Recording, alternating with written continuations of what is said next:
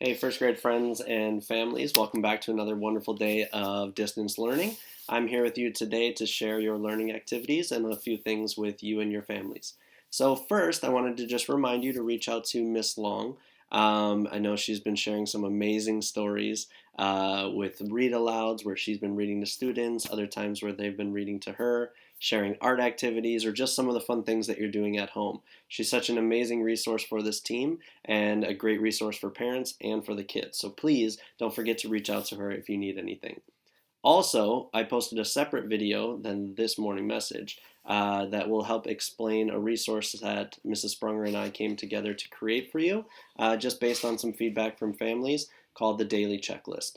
I know that we've been using something similar around our house to help kind of stay organized and make sure that we're getting things done for our first grade work. So I hope that you find it helpful. Last, we're ready to get into our learning activities. So let's start with math.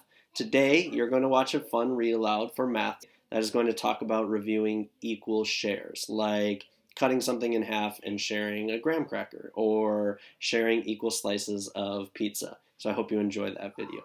For writing today, we're going to continue with our sort of choices of would you rather games. And I've been daydreaming lately of a little bit of warmer weather, and it's making me really want to get out and get swimming. So, our question for you today is would you rather swim in the ocean or in a swimming pool? Can't wait to see your answers. For reading today, we're going to continue on the work that we've been doing with Raz Kids and using all the wonderful features of that program. Today, you're going to learn how to check in on Raz Kids and see if you have any messages from your teacher. So I will post a separate video for that showing you exactly how to follow through in Raz Kids. And one of the best parts of my day today was logging into Raz Kids and getting to hear my friends read. I so miss doing that in person, but this is the next best thing. I still get to hear your wonderful voices and hear how hard you're working with your reading. Today we are super excited to release a new page called First Grade Read Alouds, where you'll see Mrs. Sprunger and Mr. Manley sharing some stories with you.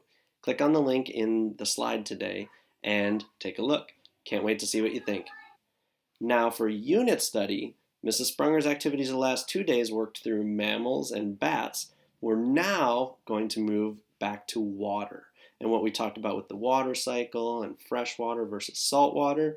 And today you're going to watch a video from Crash Course Kids on the basics of freshwater. And then you're going to do a mapping activity. So we're kind of bringing in our mapping unit as well.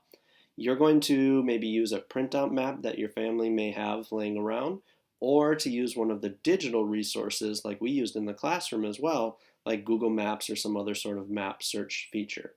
You're going to find your house and draw a map of your area around your house.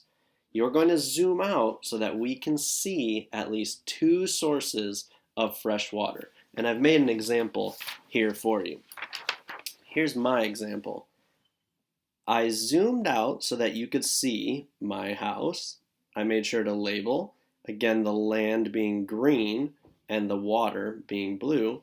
And I found two sources of fresh water near my house. One being Lake Michigan, and the second one being the Root River.